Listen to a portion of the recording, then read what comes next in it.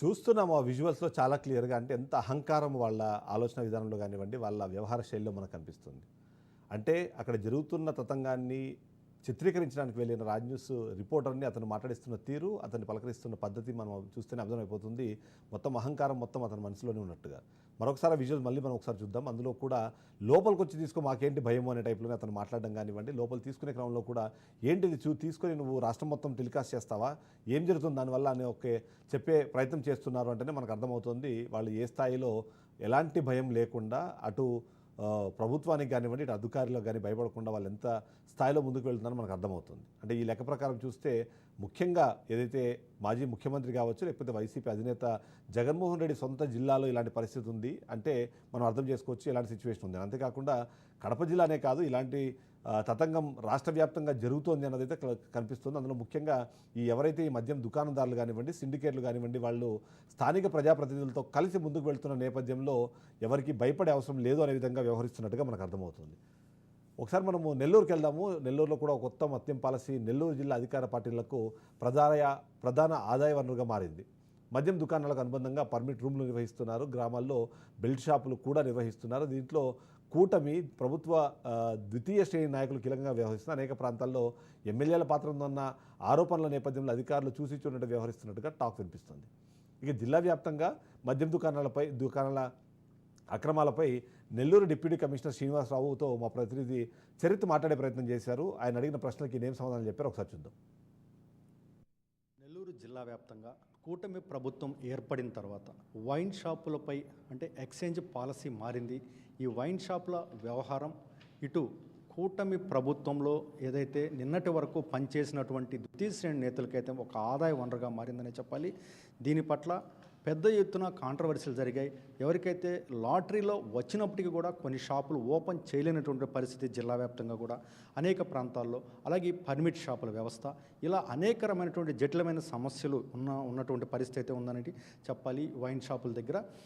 దీనికి సంబంధించి అలా ఎలా ఉంది జిల్లాలో పరిస్థితులు అనేది కనుక్కుందాం. ఈరోజు మనం డిప్యూటీ కమిషనర్ శ్రీనివాసరావు గారి దగ్గర ఉన్నాం. శ్రీనివాసరావు, చెప్పండి, ఈరోజు జిల్లా వ్యాప్తంగా కూడా ఎన్ని వైన్ షాపులకి లాటరీలు తీయడం జరిగింది, ఎన్ని వైన్ షాపులు ఈరోజు ఓపెన్ చేయగలిగారు మీరు?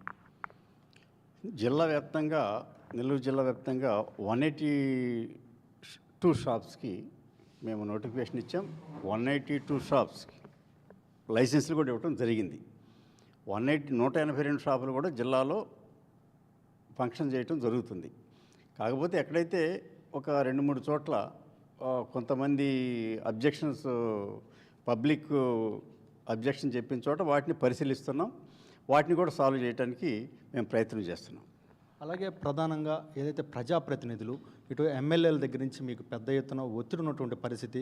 ఈరోజు ఉదయగిరి కాన్స్టిట్యున్సీలో మనం కానీ చూసుకుంటే గండిపాలెం అనేటువంటి విలేజ్లో ఏకంగా వైన్ షాప్ పెట్టాలని కూడా మహిళలు చేస్తున్నటువంటి పరిస్థితి, పెట్టొద్దని ఒక వర్గం పెట్టింది. ఇలాంటి పరిస్థితుల్లో మీరు ఎలా ముందుకెళ్తారు?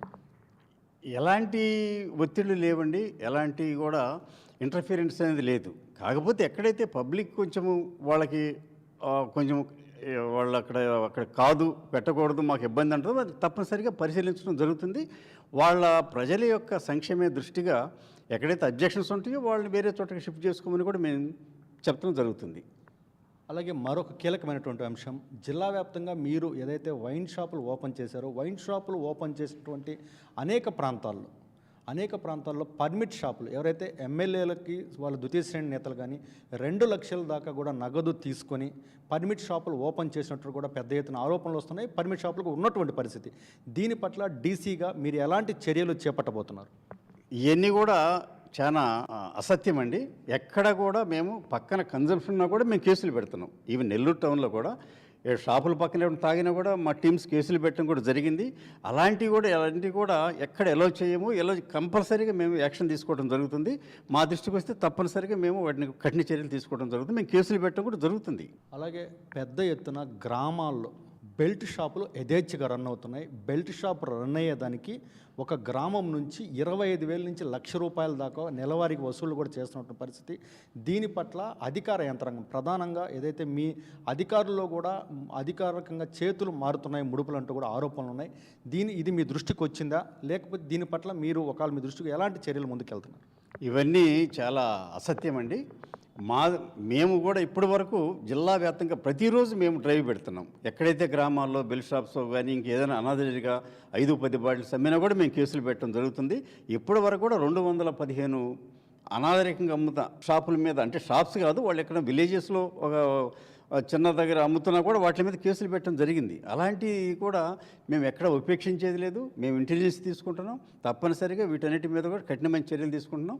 ఇప్పుడు వరకు కూడా 215 మందిని ఈ ఎక్కడైతే చిన్నగా 10-20 బాటిల్స్ అమ్ముతారో వాళ్ళ మీద కూడా అరెస్ట్ చేయడం జరిగింది.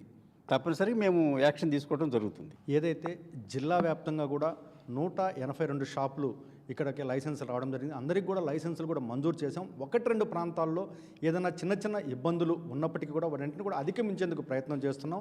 ప్రధానంగా నిరాధారమైనటువంటి ఆరోపణలు వస్తున్నప్పటికీ వీటన్నిటిని కూడా మేము ఖచ్చితంగా స్ట్రిక్ట్గా కూడా ముందుకెళ్తున్నామంటూ కూడా బెల్ట్ షాపుల విషయంలో కానీ అలా పర్మిట్ షాపుల విషయంలో కూడా ఖచ్చితమైనటువంటి నిబంధనలు పాటిస్తుంటామంటూ కూడా డీసీ శ్రీనివాస్ తెలియజేస్తున్న పరిస్థితి.